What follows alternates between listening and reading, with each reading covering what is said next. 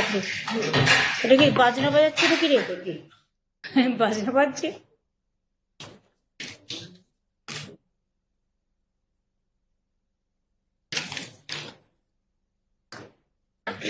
আমাদের সরকারের কিছু কর্মসূচি ইমিডিয়েট যা শুরু হবে সেইটা বলবার জন্য আজকে আমার এখানে আসা। আশা করি এটাকে আপনারা একটু গুরুত্ব দেবেন। মানে অন্যান্য রাজনৈতিক কর্মসূচির বাইরেও, রাজনৈতিক কর্মসূচি হলে আমি কালকেই বলে দিতাম মিটিং থেকে, কিন্তু এটা সরকারি কর্মসূচি। আগেও আপনারা দেখেছেন যে আমরা দুয়ারে সরকার প্রকল্প করেছি এবং দুয়ারে সরকার প্রকল্পে আমাদের প্রায় 10 কোটি মানুষ অংশগ্রহণ করেছেন এবং তাদের 90% কাজ কমপ্লিট হয়েছে, কিন্তু কিছু পড়ে আছে 10% বিভিন্ন স্কিমের ব্যাপারে। সেই স্কিমে যারা অ্যাপ্লাই অলরেডি করেছেন তাদেরটা আমরা ডিসেম্বর মাস থেকে শুরু করব, বিশেষ করে যেগুলো আমরা করতে পারি, যেমন লক্ষ্মীর ভান্ডার বা এই টাইপের কিছু স্কিম। এবারে আমরা যেটা করব, দুয়ারে সরকারে আমরা দেখেছি প্রচুর মানুষ এসছেন, প্রায় 10 কোটি মানুষ, এবং তারা কিন্তু অনেক কাজ পেয়েছেন। একেবারে কাস্ট সার্টিফিকেট থেকে শুরু করে, লক্ষ্মীর ভান্ডার থেকে শুরু করে, কৃষিজীবী মানুষদের, ছাত্রছাত্রীদের অনেকটাই আমরা চেষ্টা করেছি করতে। এবারে আমরা একটা প্রোগ্রাম নিচ্ছি, যেটা আমার চিফ সেক্রেটারি, আমি এবং ডিজি পুলিশ আছেন। এই প্রোগ্রামটার নাম হবে আমাদের পাড়া আমাদের সমাধান। মনে রাখবেন, গভর্নমেন্টের সব ডিপার্টমেন্ট মিলে যে বড় বড় কাজগুলো করে, সেই কাজগুলো যেমন চলছে, যা চলছে সেগুলো চলবে। পয়সা যতটা জোগাড় করতে পারবো সেই হিসেবে চলবে। এখন তো 100 দিনের কাজের টাকাও বন্ধ, গ্রামীণ আবাস যোজনার টাকাও বন্ধ, গ্রামীণ রাস্তার টাকাও বন্ধ। গত 24-এর ইলেকশনে আমি দেখেছিলাম বিজেপির অনেকগুলো প্রচার করেছিল টিভিতে, জল মিশন, জল জীবন, অনেক ছবি দেখিয়েছিল, আমি নিজে দেখেছিলাম অ্যাডগুলো। যদিও সেখানে 90% টাকা আমাদের দিতে হয়, মানে পুরো মেনটেনেন্স আমাদের করতে হয়, ল্যান্ড আমাদের দিতে হয়, পাইপ আমাদের নিয়ে যেতে হয়, তা সত্ত্বেও আমাদের 60% টাকাও দিতে হয়, ওরা মাত্র 40% দেয়। এবং তার মধ্যে মেনটেনেন্স ধরা নেই, তার মধ্যে ল্যান্ডের দাম ধরা নেই, তার মধ্যে কিছুই ধরা নেই। কিন্তু সেই টাকাটাও বন্ধ করে দিয়েছে। যেটা আমাদের জল স্বপ্ন প্রকল্প, যেটা আমরা মানুষকে বলেছিলাম পৌঁছে দেবো সবটা, আমরা প্রায় 98 লক্ষ মানুষের বাড়িতে বাড়িতে জল, নলবাহিত জল পৌঁছতে পেরেছি। কিন্তু এখনো অনেক জায়গায় পাইপ পড়ে আছে। কিন্তু যেহেতু টোটাল ফান্ডটা গভর্নমেন্ট অফ ইন্ডিয়া বন্ধ করে দিয়েছে, তাই আমরা জমি দেওয়া সত্ত্বেও, আমরা পাইপ ফেলা সত্ত্বেও, আমরা আমাদের টাকা দেওয়া সত্ত্বেও সেই কাজটা এখন আটকে আছে। এখন আমাদের প্রায় 94টা সোশ্যাল স্কিম চালাতে হয়।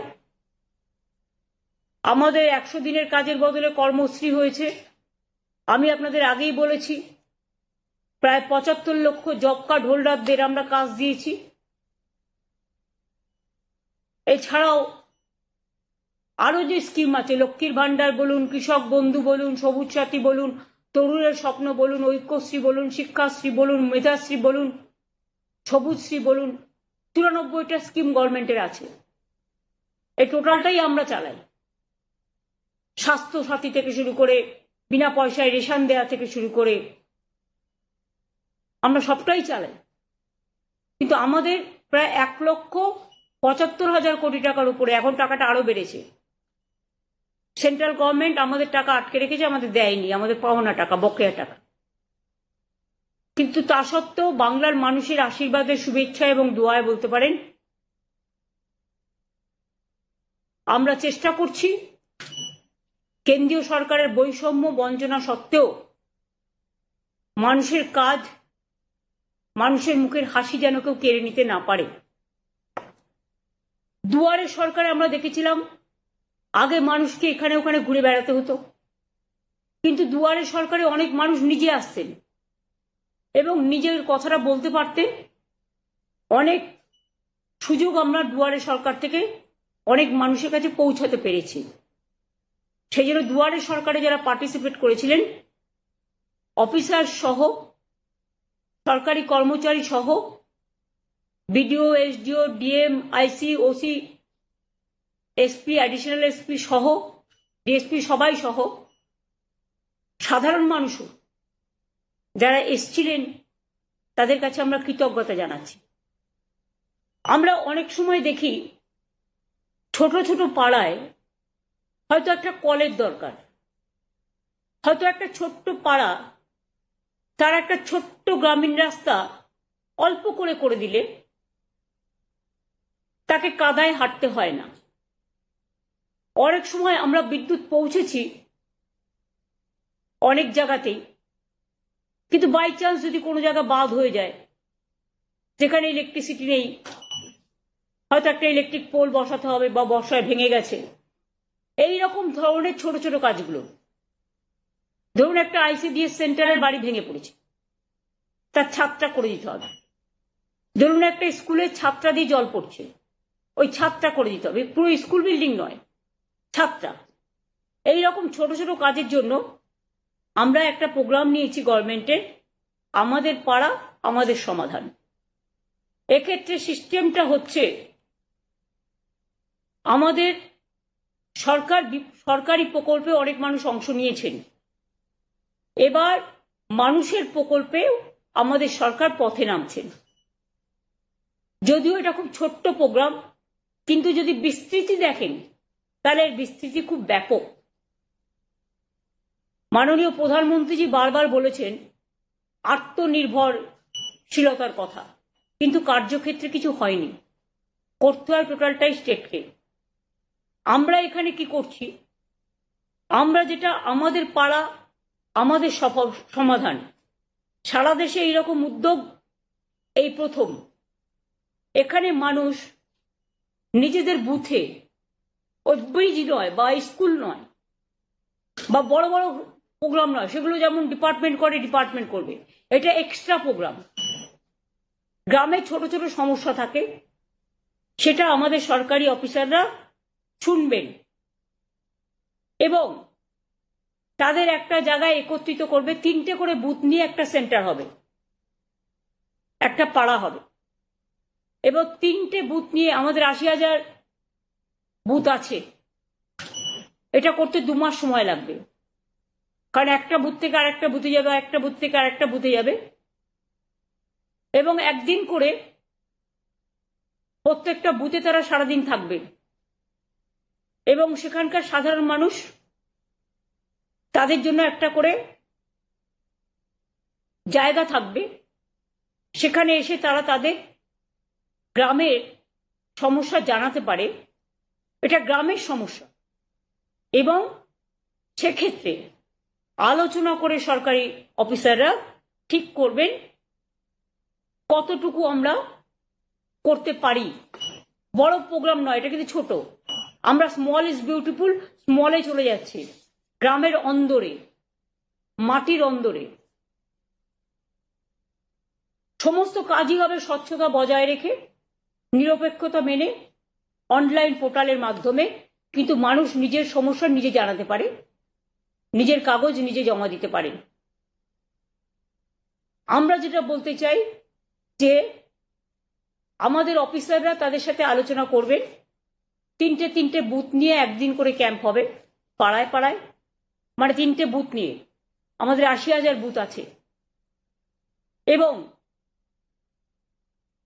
এখান থেকে কথাগুলো শোনার পরে আমরা একটা ফান্ড স্যাংশন করছি।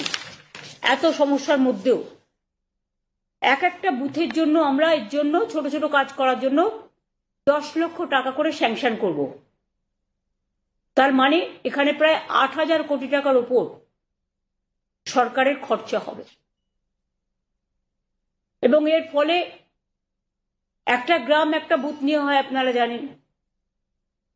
তার কিছু ছোটখাটো সমস্যা থাকতেই পারে, কিন্তু যে ছোটখাটো সমস্যাগুলো হয়তো পঞ্চায়েত স্তরেও তারা পায় না, সেক্ষেত্রে পঞ্চায়েত যেমন কাজ করছে করুক, গ্রামসভা যেমন কাজ করছে করুক, জেলা পরিষদ যেমন কাজ করছে করুক, মিউনিসিপ্যালিটি যেমন করছে করুক, কিন্তু এটা আমরা পশ্চিমবঙ্গ সরকার আমার পাড়ায় আমার সমাধান এই প্রোগ্রামটা করছি। এটা শুরু হবে 4ই আগস্ট থেকে, সরি 2 আগস্ট থেকে, মানে ফ্রাইডে থেকে, স্যাটারডে থেকে হবে। মানে এই শনিবার তো হবে না, 27শে জুলাই, নো, নেক্সট পরের শনিবার থেকে। এটা হচ্ছে রাজ্য স্তরে এর জন্য একটা টাস্ক ফোর্স হবে, তার দায়িত্বে থাকবেন চিফ সেক্রেটারি নিজেই, ফাইন্যান্স সেক্রেটারি ও অন্যান্য দপ্তরের ইম্পর্টেন্ট যারা এইসব কাজ রিলেটেড, তাদের নিয়ে চিফ সেক্রেটারি মাথায় থেকে একটা টাস্ক ফোর্স তৈরি করবেন যারা এটাকে মনিটরিং করবে। আর সেম টাস্ক ফোর্স ডিস্ট্রিক্ট লেভেলেও সিএস তৈরি করে দেবেন, সেখানে যারা মনিটরিং করবে। এবং পুলিশ তো সাথে নিশ্চয়ই থাকবে, কারণ ল অ্যান্ড অর্ডার তো তাদের দেখতে হয়। আমরা এই জন্যই প্রোগ্রামটা করছি যে ছোট সমস্যাও কিন্তু অনেক সময় মানুষ খুশি হয়, তাদের কথা কেউ শুনছে, তাদের পাড়াটাকে কেউ মাথায় রেখেছে, তাদের গ্রামটাকে কেউ মাথায় রেখেছে। এই সুযোগে গভর্নমেন্ট একটা 80,000 বুথে পৌঁছে যাওয়ার চেষ্টা করবে। 2 মাস টাইম দেওয়া হচ্ছে, মাঝে পুজোর সময়টার জন্য 15 দিন ছুটি থাকবে, সেই 15 দিনটা আমরা পরের দিকে বাড়িয়ে দেবো, কিন্তু আমরা বুথটাকে কমপ্লিট করব। এই প্রোগ্রামটার জন্যই ওপর থেকে নয়, নিচ থেকে মানুষের কথা শোনা এই প্রোগ্রামটার আসল উদ্দেশ্য, তৃণমূল স্তরে গিয়ে। এবং পাশাপাশি দুয়ারে সরকারও হবে। কেউ যদি দুয়ারে সরকারে নাম লিখিয়েছেন এখনো পাননি, যেটা আমরা করতে পারি, সেগুলো আমরা ডিসেম্বর জানুয়ারিতে করে দেবো। যেমন লক্ষ্মীর ভান্ডার সহ কিছু আছে নতুন এসছে, কাস্ট সার্টিফিকেটের ব্যাপার আছে, কোর্টে কেস আছে আপনারা জানেন, এইসব নানা রকম টাইপের ছোটখাটো কাজ আছে। এইটাই হচ্ছে মেন আমাদের প্রাথমিকতা, যে মানুষ নিজেকে নিয়ে গর্বিত করুক, গর্ব করুক, নিজেকে সম্মানিত করুন। সরকারের কাছে কাউকে পৌঁছতে হবে না, সরকার তাদের দরজায় পৌঁছে যাবে। আমরা দুয়ারে সরকার করেছি, আমরা দুয়ারে রেশন করার চেষ্টা করেছি, পাড়ায় পাড়ায় গিয়ে রেশন দেওয়া হচ্ছে। সেইভাবে এটা আমাদের পাড়া আমাদের সমাধান। 3টে করে বুথ নিয়ে একদিন করেই ক্যাম্প হবে। সকলের সহযোগিতা কামনা করব। এবং এতে আমি আগেও বলেছি, আবার বলি, 8,000 কোটি টাকার উপর খরচ হবে, সেটা স্যাংশন করা হয়েছে এবং সমস্ত কাজই শেষ হবে পরিকল্পনা থেকে রূপায়ণ সময় বেঁধে 180 দিনের মধ্যে। মানে এখানে 3 মাস বলছে, কিন্তু আমায় করতে হবে 2 মাস, কারণ আগে আমরা ঠিক করেছিলাম 2টো করে বুথ নিয়ে করবো, এখন আমরা ঠিক করেছি 3টে করে বুথ নিয়ে করবো। সেই জন্য এটা কমে যাবে টাইমটা, 60 দিনের মধ্যে হবে। এইটা হচ্ছে, আমি সিএসকে বলবো আজ থেকেই পরিকল্পনার কাজ শুরু করে দেওয়ার জন্য। এটা আমি সিএস এর হাতে তুলে দিচ্ছি অফিসিয়ালি, যদিও ওনার কাছে আছে সব। এটা ছিল আমাদের সরকারি প্রোগ্রাম ঘোষণা। এবার আমি সরকারি প্রোগ্রামের বাইরে, যদিও বাংলা রিলেটেড বলেই বলছি, দেখুন কালকেও আলিপুরদুয়ারের একজনের কাছে, এও তপশিলি সম্ভবত, অঞ্জলিশীল নিত্যশীল স্বামী, ফালাকাটা, কিন্তু চিঠিটা গেছে কুচবিহারে, ভুল করে আলিপুরদুয়ারে। এবং 19 আর 25 তারিখে লিখেছেও পুরোটা আসামি ভাষায়। এবং আসাম গভর্নমেন্ট থেকে, এই দেখুন, ফরেনার্স ট্রিব্যুনাল কোকরাঝড়, এখান থেকে চিঠিটা গেছে। বাংলার ব্যাপারে আসাম কি করে হস্তক্ষেপ করে, এটা শুধু আনএথিক্যালি নয়, আনকনস্টিটিউশনাল, ইললিগাল, এবং ওরা কিন্তু সীমারেখা লঙ্ঘন করছেন। আমি ডাবল ইঞ্জিন সরকারকে, বিজেপিকে বলবো, নিজেদের চরকায় তেল দিন। ওখানে তো কালী মন্দিরও ভাঙছেন, দাঙ্গা করছেন, ঘরবাড়ি পুড়িয়ে দিচ্ছেন, মানুষ উচ্ছেদ করছেন, ডিটেনশন ক্যাম্পে সবাইকে রেখে দিয়েছেন, অনেক মানুষের নাম বাতিল করেছেন। এইভাবে যদি মনে করেন আপনারা দেশ চালাবেন, দেশটা কিন্তু বিভক্ত হয়ে যাবে, এবং দেশ যদি একবার বিভক্ত হয়ে যায় তাহলে দেশের শক্ত কাঠামোটা নষ্ট হয়ে যাবে। এটা আমরা কেউ চাই না। আমরা চাই আমাদের দেশ ঐক্যবদ্ধ, শক্তিশালী থাকুক। এটা যদি কেউ চান, আসামি ল্যাঙ্গুয়েজে লিখেছে, আমি সৌম্যকে দিয়ে দিচ্ছি, সব প্রেসকে একটা করে কপি দিয়ে দেবে। আমি নিজে ভাষাটা পড়লাম, প্রথমে দেখে মনে করবেন ওটা বাংলা ভাষা, তা নয়। আসামি ভাষার সাথে বাংলা ভাষার কিছুটা মিল আছে, আমরা বুঝতে পারি, কিন্তু সবটা তো বুঝতে পারি না, কারণ সবটা সম্বন্ধে আমরা তো অভ্যস্ত নই। কিন্তু ডিটেলস স্টোরিটা পুরো আমি বুঝতে পারলাম, লিখেছে আসামি ভাষায়। এবার দেখুন, বাংলাদেশ সাসপেক্ট করে আজকে আবার একটা চিঠি এসছে গভর্নমেন্ট অফ ইন্ডিয়া থেকে, হরিয়ানা থেকে, হরিয়ানার গুরগাঁও থেকে, ডাবল ইঞ্জিন সরকার। সেখানে অনেকগুলো নাম দিয়ে বলা হচ্ছে, in all district Kolkata, district collector মানে ডিএমদের কাছে, মালদা জেলা, দক্ষিণ দিনাজপুর জেলা, উত্তর দিনাজপুর জেলা, নদিয়া জেলা, মুর্শিদাবাদ জেলা, কুচবিহার জেলা, উত্তর 24 পরগনা জেলা, এবং অল এসপিকেও বলা হয়েছে যে নামগুলো সব ভেরিফাই করে ইমিডিয়েট আমাদের জানাও, এমএইচ এর গাইডলাইন্স অনুযায়ী। এরা কি চাইছে, বাংলাটাকে দখল করতে নাকি? মানে গায়ের জোরে বাংলা রাজ্যটাকে উঠিয়ে দিতে? ভাষা সন্ত্রাস চলছে, মানুষের উপর অত্যাচার সন্ত্রাস চলছে।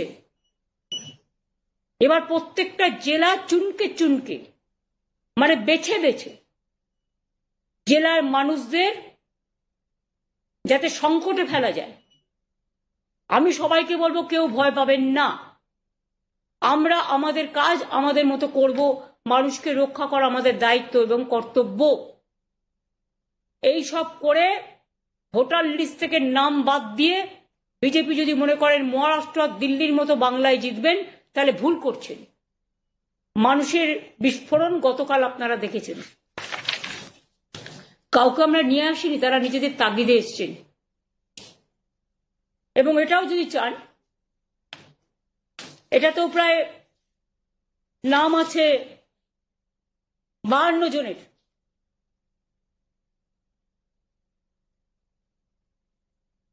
এটা যেহেতু সিক্রেট লেটার, আপনাদের আমি দিচ্ছি না, কিন্তু আপনারা যদি দেখতে চান লিস্টটা, আমি দেখিয়ে দিতে পারি, আমার কোনো প্রবলেম নেই।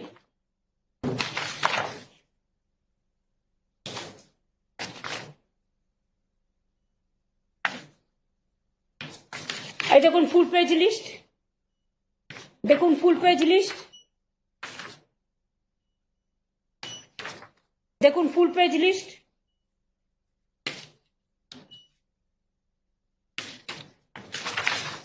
দেখুন ফুল পেজ লিস্ট, দেখুন ফুল পেজ লিস্ট,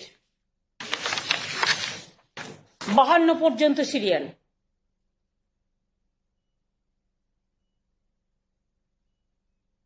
এই যে জেলাগুলো বললাম, সেই জেলাগুলো সব ইনভলভ আছে। এবার আপনারা সাংবাদিক বন্ধুরা আমায় বলুন তো, আপনারা তো সব জায়গায় যান, এটা তো ইন্ডিয়ান সিটিজেনদের রাইট। ভারতবর্ষের যে কোনো প্রান্তে যে কোনো লোক যেতে পারে, কাজ করতে পারেন, রাইট টু ওয়ার্ক, এটা আমাদের সংবিধানে বলা আছে। আমাদের এখানেও যেমন 1.5 কোটি মানুষ কাজ করেন, তাছাড়াও সব স্টেটের মানুষ এখানে থাকেন, ব্যবসা করেন, কেউ ইন্ডাস্ট্রিতে আছেন। কই আমাদের এখানে তো এই প্রবলেম হয় না? তাহলে আমাদের রাজ্যের লোক যদি কোথাও কাজ করে, তাহলে বিজেপির প্রবলেমটা কোথায়? আর তারা যে নিজে থেকে গেছে তো তা নয়, তাদের স্কিল আছে বলে, ট্যালেন্ট আছে বলেই নিয়ে গেছে। গুজরাটের মানুষদের যখন দুটো প্লেনে করে শিকলবন্দি করে নিয়ে আসা হলো, এটা গুজরাটের মানুষকে অপমান করা নয়, তার অস্মিতাকে অসম্মান করা নয়? তেমনি মনে রাখবেন, গুরগাঁওয়ে যাদের রেখে দিয়েছেন ডিটেনশন ক্যাম্পে বা জেল তৈরি করে, আসামে যাদের রেখে দিয়েছেন, উড়িষ্যায় যাদের রাখছেন, ছত্তিশগড়ে যারা রাখছেন, মধ্যপ্রদেশে যাদের রাখছেন, রাজস্থানে যাদের রাখছেন, দিল্লিতে যাদের রাখছেন, মনে রাখবেন, আমি জানি না কারায় বুদ্ধি দিচ্ছেন। নিশ্চয়ই বুদ্ধি ভ্রম হয়েছে, বুদ্ধি ভ্রষ্টা হয়েছে। পয়েলগাঁওতে যারা আক্রমণ করলো সেই জঙ্গিদের কেন অ্যারেস্ট করছেন না? মণিপুরে যে তাণ্ডব আজও চলছে, আসামের মুখ্যমন্ত্রী মহাশয়, আপনাকে সম্মান জানিয়েই বলছি, আপনি মণিপুর তো কন্ট্রোল করতে পারলেন না, আপনি নাকি নর্থ ইস্টার্নের দায়িত্বে। এমনকি মণিপুরের যিনি মন্ত্রী মহাশয়, যিনি আবার নর্থ ইস্টার্নের চার্জেও আছেন, তারা কেউ ভয়ে মণিপুরে যেতে পারেন না। আর যত কিছু আপনাদের রাগ, বিদ্বেষ, বঞ্চনা, লাঞ্ছনা, অত্যাচার, অসম্মান, আমাদের ভাষার উপর অত্যাচার, ভাষা সন্ত্রাস, অস্মিতা, ভাষা আমাদের অস্মিতা, ভাষাকে আমরা মনে করি আমাদের সম্মান। সব মানুষের ভাষা, সব মানুষের সম্মান। আমি আবার বলছি, I am not against of any language, any languages. I love all the languages because unity in diversity is our origin. We have different state, different religions, different food practice, different culture.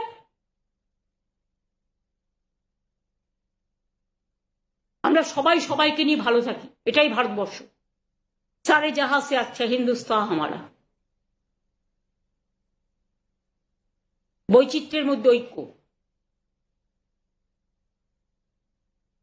কিন্তু সেটা না করে বাংলা ভাষায় কথা বললেই মনে হচ্ছে যেন আমরা খুব অপরাধ করে ফেলেছি। বাংলা ভাষায় কথা বলা কি অপরাধ? আমি মনে করি অন্য ভাষায় কথা বলাও যেমন অপরাধ নয়, তেমনি আমাদের মাতৃভাষা, আমরা তো ছোটবেলায় বাংলাও শিখেছি, হিন্দিও শিখেছি, স্কুলে সংস্কৃতও শিখেছি ক্লাস 8 পর্যন্ত। তো যদি আমাদের আপত্তি না থাকে অন্য কোনো ভাষায়, তাহলে আপনারা কেন আমাদের ভাষাভাষী লোকেদের উপর অত্যাচার করছেন? এর থেকে নিজেদের ঘরটাকে সামলান না।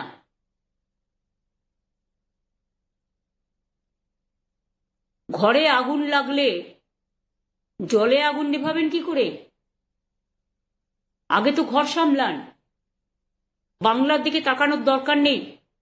বাংলা 1 নম্বরে আছে, বাংলা 1 নম্বরে থাকবে। আর বাংলার মেধা, বাংলার প্রতিভা, নাসা থেকে ভাষা মাথায় রাখবেন। হারবার্ড থেকে অক্সফোর্ড যান, গিয়ে ঘুরে আসুন।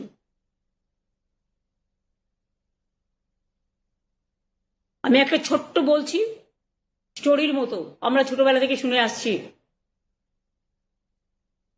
একবার মা দুর্গা, কার্তিক আর গণেশকে, যেহেতু আমাদের ন্যাশনাল ফেস্টিভ্যাল হয়, ইউনেস্কো ট্যাঞ্জিবল ইনট্যাঞ্জিবল হেরিটেজ পেয়েছে, যে মা দুর্গা বলছেন কার্তিক আর গণেশকে, দেখি কে আমাকে সারা পৃথিবী তাড়াতাড়ি ঘুরে আসতে পারে, এই রকম টাইপের। হয়তো কথাটা ঠিক নাও হতে পারে, আমার ছোটবেলার স্মরণ থেকে বলছি। তখন কার্তিক ময়ূরপঙ্খী নিয়ে, ময়ূর নিয়ে ঘুরে, তার বাহন নিয়ে ঘুরে বেড়ালো সারা পৃথিবী, কিন্তু গণেশ শুধু মাকে প্রদর্শন করলেন। তখন মা বললেন, দেখলে তো, মাকে ঘোরা, মাকে নিয়ে ঘোরা, মাকে চারিপাশে ঘোরা মানে পৃথিবীকে ঘোরা। যেটা রবীন্দ্রনাথ ঠাকুরের ভাষায়, দেখিতে গিয়াছি পর্বতমালা, দেখিতে গিয়াছি সিন্ধু, দেখা হয় নাই চক্ষু মেলিয়া, ঘর হতে শুধু 2 পা ফেলিয়া, একটি ধানের শীষের ওপর একটি শিশির বিন্দু। এগুলো বাংলার অবদান, জাগরণের অবদান, জাতির অবদান। আমরা আজও গর্ব করে বলি, ন্যাশনাল সং লিখেছেন ইন্ডিয়ার বঙ্কিমচন্দ্র চট্টোপাধ্যায়, আর ন্যাশনাল আন্থেম লিখেছেন বিশ্বকবি রবীন্দ্রনাথ ঠাকুর। রামকৃষ্ণ বলুন, স্বামী বিবেকানন্দ বলুন, বিদ্যাসাগর বলুন, চিত্তরঞ্জন দাস বলুন, ক্ষুদিরাম প্রফুল্ল চাকি, বিনয় বাদল, দীনেশ মাতঙ্গিনী হাজরা, যাই বলুন না কেন, নেতাজি সুভাষচন্দ্র বোস, গান্ধীজিও খুব ভালোবাসতেন বাংলাকে, যদিও পোরবন্দরে তার জন্ম, গুজরাটে, কিন্তু তিনি যখন দাঙ্গা হচ্ছিল তখন তিনি বেলেঘাটায় গান্ধী ভবনে বসেছিলেন ফ্রিডম অ্যাট মিডনাইটের দিন। কেন জানেন? যাতে দেশ ভাগের পরে কোনো দাঙ্গা না হয়, দাঙ্গা সামলাবার জন্য। তার মানে ভালোবাসতেন বলেই তো ছিলেন। বেলেঘাটায় গান্ধী ভবন আছে আমাদের। আমরা গান্ধীজিকে দেশের নেতা বলি, জাতির পিতা বলি, তখন কি ভাবি যে উনি কোন দেশ কোন রাজ্যে জন্মেছিলেন? সেটা ভাবি না, আমরা ভাবি উনি জাতির পিতা।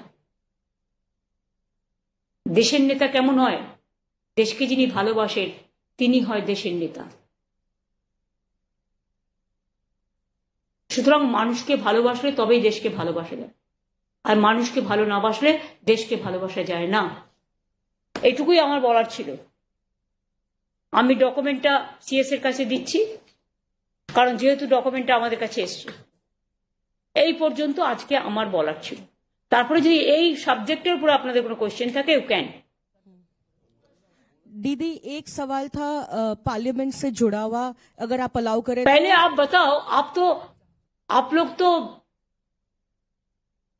हम जो कहते हैं वो आप कहते हैं, वो तो नहीं कहते हैं। आप लोगों के ऊपर तो रेस्ट्रिक्शन होता है, बीजेपी जो कह देता है वही आप लोग कह देते हैं। आप कर सकते हैं ना, हम जो बोलते हैं करने का हिम्मत है। आज तो दूरदर्शन को भी ले लिया, एएनआई को भी ले लिया, सबको ले लिया, लेकिन आप पूछिए, आपका पूछने का हक है। कल पार्लियामेंट में राज्यसभा में ऑपोजिशन एमएलए से मूव किया था नोटिस जस्टिस वर्मा के खिलाफ, उसके बाद ही वाइस प्रेसिडेंट जगदीप धनखड़ ने उसको एक्सेप्ट किया था। कल रात को आपकी उसको घुमा रहा है। देखिए, जो हमारा पता नहीं है, एक चीज आप लोगों को तैयार करके देता है, आप करते हैं, इसका अंदर में और कुछ गड़बड़ है, देख लो। क्यों आप इसको डेकोरेशन किया है? ये आपका डेकोरेशन हो सकता है, और इसको जवाब दिया हम नहीं कर सकता है। इसको पार्लियामेंट्री कमेटी सब है, एमपीज लोग है, उसको सवाल करने का आदत है, वो जब मौका मिलेगा करेगा। लेकिन आप तो क्वेश्चन तैयार करके ले आया, रिप्लाई तैयार करके ले आया, आपको कैसे पता चला इसके लिए किया? You can not decide the political parties for what reason mister Dhankhar resigned. You cannot decorate that line.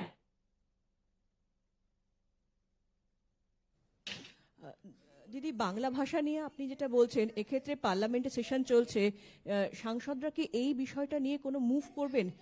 এবং আমাদের সবাই তো কালকে তো অভিষেক বলেছে, আপনারা দেখলেন যে আমরা এবার থেকে বাংলায় কথা বলবো, যারা বাংলা থেকে গেছে। অন্য ভাষাতেও কথা বলবো, কিন্তু বাংলাতেও আমরা বক্তব্য দেবো। পার্লামেন্টে একটা সুবিধা আছে, আমার সময় থেকে আমি জানি যে ট্রান্সলেটর আছে, যে কোনো কেউ যে কোনো ভাষায় কথা বলতে পারে, তাদের 1 ঘন্টা আগে নোটিশ দিতে হয়, এবং তখন ট্রান্সলেটররা সাইমেলটেনিয়াসলি ইংলিশ এবং হিন্দিতে ট্রান্সলেট করে দেয়। দুই, আমি আরেকটা কথা বলেছি, আমি বলেছি আমি যেখানেই যাব আমি সেখানে একটা করে ভাষা নিয়ে, ভাষা সন্ত্রাসের ওপর ধিক্কার জানিয়ে মিছিল করব। আমরা সম্ভবত যদি সবকিছু ঠিকঠাক থাকে, তাহলে 27 আর 28 আমাদের বীরভূমের প্রোগ্রাম আছে, কারণ আমাদের অনেক একটা এআরএম মিটিং হবে, আর তাছাড়াও আমাদের ব্রিজ উদ্বোধন আছে, আরো কিছু উদ্বোধনের প্রোগ্রাম আছে। ওগুলো করে দিলে তাড়াতাড়ি করে ব্রিজগুলো চালু হয়ে যাবে। কাজে ওখানেও কিন্তু আমি যখন যাব, আমি ভাষা নিয়ে একটা মিছিলও করব।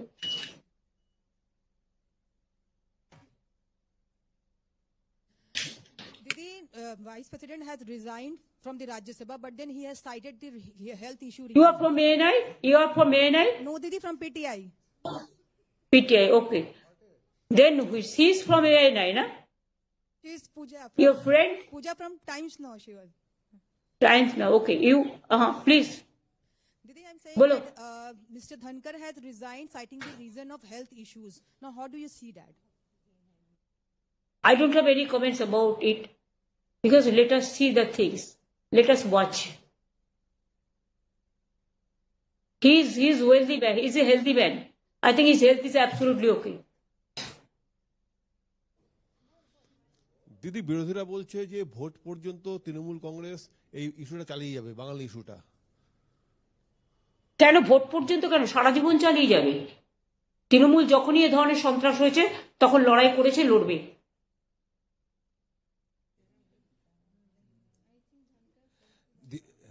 দিদি, আপনি বললেন যে অনেকের কাছে এরকম চিঠি এসছে। আমরা আগে দেখেছিলাম যখন এরকম কোনো মানুষকে সন্দেহ চোখে রেখে ডিটেনশনে ক্যাম্পে পাঠিয়েছে তখন রেসপেক্টিভ ডিস্ট্রিক্ট পুলিশের কাছে লেটার যায়, কোয়েরি লেটার যায়। এখন কি সরকার থেকে কোনো স্ট্যান্ডার্ড ইনস্ট্রাকশন পুলিশের কাছে যাবে যে সরকারকে না জানিয়ে পুলিশ নিজেদের থেকে কোনো রেসপন্স দেবে? তারা তো আগেই তাদের ভরে দিয়েছে, পরে তো আমরা জানতে পারছি, তখন আমাদের ইনফরমেশন আমরা দিয়ে দেবো। তাহলে এখানে যারা আছে তাদের সম্বন্ধেও এই কোয়ারি হবে তো? এখানে যে মানুষগুলো কাজ করে তাদের সম্বন্ধেও এই কোয়ারি যদি স্টার্ট করি আমরা, সেটা কি ভালো দেখাবে? আমি করতে চাই না, কারণ we respect each and everybody. একটা ভাষায় কথা বলা কারো অপরাধ নয়। আজকে সাউথ ইস্ট পুরো এশিয়াতে বাংলা ভাষায় কথা বলার ভাষা হচ্ছে দ্বিতীয় স্থানে, আর সারা পৃথিবীতে পঞ্চম স্থানে। 30 কোটির বেশি মানুষ বাংলায় কথা বলে, এটা মাথায় রাখবেন পৃথিবীতে।